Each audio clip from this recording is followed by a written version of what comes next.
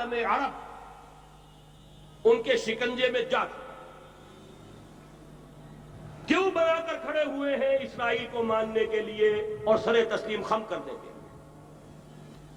بہرحال نوٹ کر لیجئے، عالم عرب جا چکا، کوئی دن کی بات ہے، میں سنسنی پیدا نہیں کرنا چاہتا، لیکن حالات اور واقعات سے نگاہیں بند کرنا بھی کوئی دانش مندی کی بات نہیں۔ یہ ایودھیا کی مسجد شہید کی گئی، ابھی یہ ایک بہت بڑا مزار جو ہے شہید کیا گیا، اور اس کے ساتھ کئی مسجدیں شہید کی گئی۔ یہ سب کیا ہے؟ یہ مسلمانوں کی نفس دیکھی جا رہی ہے کہ کوئی غیرت اور حمیت نام کی کوئی شے باقی ہے؟ جیسے علامہ اقبال نے وہ نظم لکھی تھی، عبدالقادر روہیلا بڑا ظالم جفاجو کینہ پرور تھا، لیکن یہ کہ اس نے جو ایک ٹیسٹ لیا تھا کہ وہ جو عورتیں ہیں تیموری خاندان کی، ان میں کوئی رمق رہ گئی ہے؟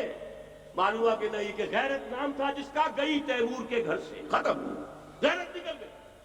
اسی طرح ایودھیا کی مسجد، اب چرار شریف، اور یہ کوئی دن کی بات ہے کہ اب مسجد اقصی کا نمبر آیا کہ آیا، اس کے لیے پوری تیاریاں ہو چکی ہیں۔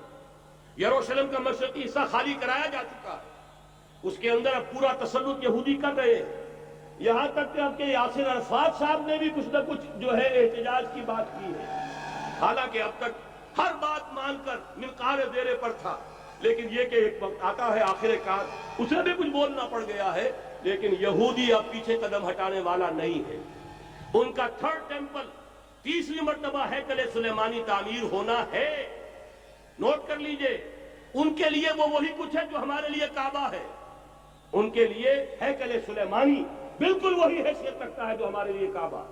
وہ ہیکل سلیمانی ایک مرتبہ پہلے نبوکدنضر کے ہاتھوں مسمار ہوا، پھر سن 70 عیسوی میں ٹائٹس کے ہاتھوں مسمار ہوا، سن 70 کے بعد آج 1995 میں کتنے برس ہو گئے؟ پورے 1925 برس ہو گئے کہ ان کا کعبہ زمین بوس پڑا ہوا ہے۔ اب تک تو ان کا بس نہیں تھا، اب تو بس ہے کہ نہیں؟ اب ان کی حکومت ہے کہ نہیں؟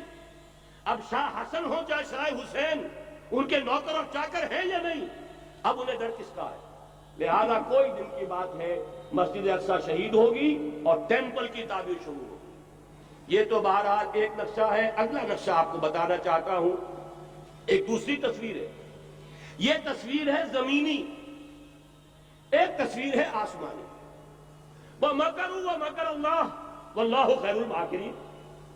انہوں نے اپنی سی تدبیریں کی، اللہ نے اپنی تدبیر کی، اور ظاہر بات ہے اللہ کی تدبیر سے بہتر تدبیر کس کی ہوگی؟ چنانچہ یہودیوں کی سازشیں اس وقت بھی ناکام ہوئی تھی یا نہیں؟ ظاہر بات ہے جاء الحق وزهق الباطل ان الباطل کان زهوقا۔ لہذا یہ آیتیں دونوں اعلان کر رہی ہیں کہ یہودیوں کی سازشیں بالآخر ناکام ہوں گی اور دین حق کا بول بالا ہو کر رہے گا۔ یہ تو ان آیتوں سے ظاہر ہے۔ یریدون لیطفئوا نور اللہ بافواہہم واللہ متم نورہ ولو کرہ الکافرون۔ یریدون ان یطفئوا نور اللہ بافواہہم ویأبی اللہ الا یتم نورہ ولو کرہ الکافرون۔ هو الذی ارسل رسولہ بالہدی ودین الحق لیظہرہ علی الدین کلہ ولو کرہ المشرکون۔ اللہ نے تو بھیجا ہی ہے اپنے رسول کو اس فیصلے کے ساتھ اور یہ ذمہ داری اور مشن دے کر کہ جو دین حق آپ کو دے کر بھیجا جا رہا ہے اسے غالب کیجئے، نافذ کیجئے، قائم کیجئے، اس مشن کے ساتھ بھیجا جا رہا ہے۔ قرآن کہتا ہے ببانگ دول وما ارسلناک الا کافۃ للناس بشیرا ونذیرا۔ اے محمد صلی اللہ علیہ وسلم، ہم نے نہیں بھیجا ہے آپ کو مگر پوری نوع انسانی کے لیے بشیر اور نذیر بنا کر۔